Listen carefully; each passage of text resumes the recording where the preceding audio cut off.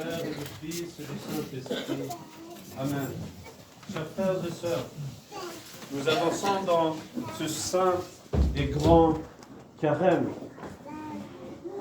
Et aujourd'hui, l'Église nous montre et nous enseigne à travers ce passage de l'Évangile toute l'importance de la foi.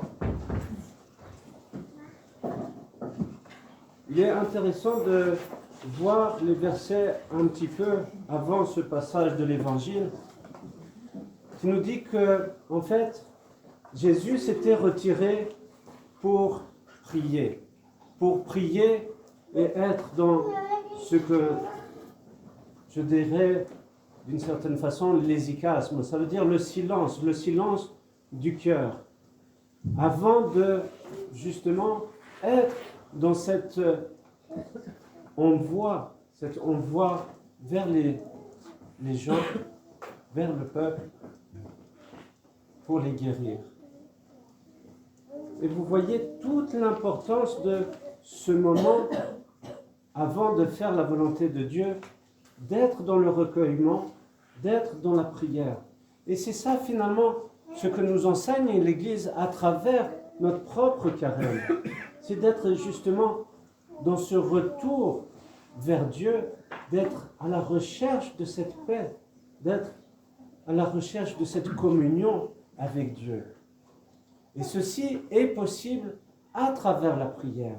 Et la prière a quelque chose de si important. Ce n'est pas juste de réciter des paroles, de lire des textes, mais c'est de vraiment adhérer à ce que les prières nous invitent à vivre. Et alors, d'être dans cet amour, d'être dans cette réjouissance, d'être dans cet espoir. Nous faisons tout cela non pas pour appliquer des règles que l'Église nous donne, mais pour le vivre, pour l'incarner et le faire dans cet élan d'amour. Et c'est justement cet élan d'amour que nous voyons à travers cet exemple du paralytique, et pas que du paralytique, mais de ces 4 personnes qui le portaient. Ils avaient une si grande foi, un espoir que en Jésus, ils pouvaient recevoir cette guérison. Mais Jésus va plus loin. Il nous invite à aller plus loin. Ne pas se lamenter sur ce qui est ici et maintenant. Et ça, je le répète souvent. Le but, ce n'est pas une fin en soi ici, mais c'est un passage. Et donc, ne nous tournons pas sur notre propre corps, sur notre propre besoin, nos propres désirs, mais soyons toujours dans cette envie d'être dans cette union avec Dieu. Et c'est pour cela, finalement, on pourrait se dire, mais pourquoi il y a tant de tristesse? Pourquoi il y a tant de misère dans ce monde? Et nous comprenons que Dieu nous a fait, non pas pour cette vie, mais pour la vie des siècles à venir. C'est ce que nous confessons dans le credo, que nous attendons la résurrection des morts et la vie des siècles à venir. Et c'est ça qui doit alimenter en fait notre carême. C'est d'être dans cette envie de nous préparer pour ce qui va venir. Non pas pour être dans cette gloire ici et maintenant, mais pour chercher la gloire de Dieu et d'être unis à cette gloire de Dieu. Et vous voyez, ce chemin se fait ensemble. Ce chemin se fait en communauté, en communion. C'est ça toute l'Église. L'Église montre cette union à travers le corps du Christ. Alors, nous avons aussi une responsabilité.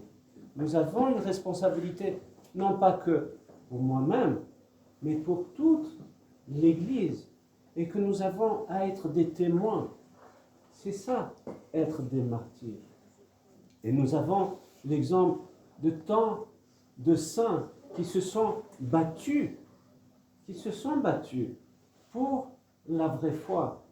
La vraie foi, ça veut dire cette foi en Dieu, cet amour en Dieu, et en sachant que le Christ est le chemin, la vérité et la vie. Et vous voyez, nous avons commencé avec ce premier dimanche qui était ce triomphe de l'orthodoxie, ce triomphe des icônes, de cette foi que le Christ s'est incarné pour notre salut. Et aujourd'hui, l'Église nous propose cette mémoire de Saint Grégoire Palamas, qui a été aussi dans cette lutte pour la vraie foi. Et tant de saints, nous avons eu cette grande grâce de vénérer les reliques de Sainte Irène, qui a été une grande martyre, qui a confessé cette foi et cet amour pour le Christ. Et vous voyez, ce simple paralytique lui-même, malgré cette difficulté, malgré le fait qu'il y avait toute cette foule qui était là, qu'il n'y avait pas cette possibilité de s'approcher du Christ, a eu cette foi avec ses compagnons et ont eu cette envie si forte de rencontrer le Christ qu'ils ont eu cette imagination de passer par le toit. Alors nous, dès la première occasion, on abandonne au lieu de chercher par quel chemin je peux réellement rencontrer le Christ. Mais dès le premier doute, dès la première tentation, on tombe encore plus bas et on se laisse emporter par le démon qui nous chuchote dans l'oreille. Tu n'es pas digne, tu ne peux pas le faire, ou quoi que ce soit, qui va faire qu'on va écouter cette voix et on va se détourner encore plus de Dieu. Non, même si nous sommes dans cette paralysie, même si on a cette maladie de l'âme, ça veut dire nos passions, croyons en la miséricorde de Dieu, croyons en cet amour et approchons-nous avec foi et amour vers lui par l'intercession de tous les saints. Amen.